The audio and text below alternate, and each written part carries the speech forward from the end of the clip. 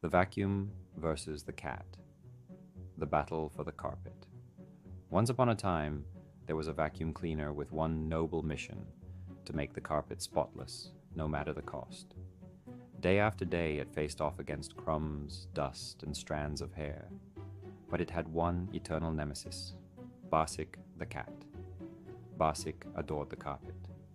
It was his kingdom, a place to sleep, sharpen his claws, and lounge after meals, leaving a sea of fur behind. "Get off the carpet," the vacuum growled menacingly. "Meow, you leave, this is my kingdom," Barsik replied lazily. One day the vacuum devised a cunning plan. Silently, it rolled out of the closet and crept up on Barsik, who was snoozing on the carpet. "This is my moment of glory," the vacuum whispered. It roared to life at full power and charged forward. Barsik leapt into the air like a spring, soaring high and clinging to the chandelier. "What are you doing?" he yowled. "Cleansing your kingdom," the vacuum bellowed as it devoured the fur left behind. "Hey, give me back my crumbs," Barsik screeched, launching himself from the chandelier straight at the vacuum.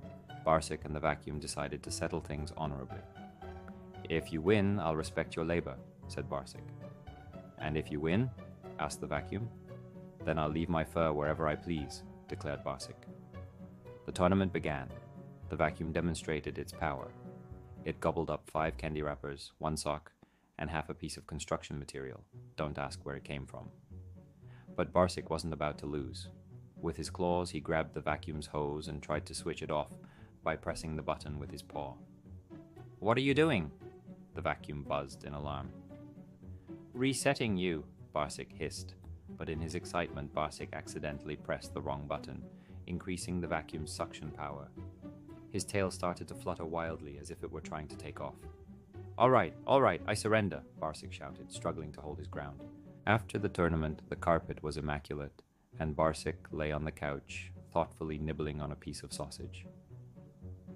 "You know you're not so bad at your job," Barsik said. "Thanks. And you're pretty agile," the vacuum replied. "Maybe we should call a truce? You clean the carpet, and I promise not to scatter fur while you're working." "Deal," said the vacuum.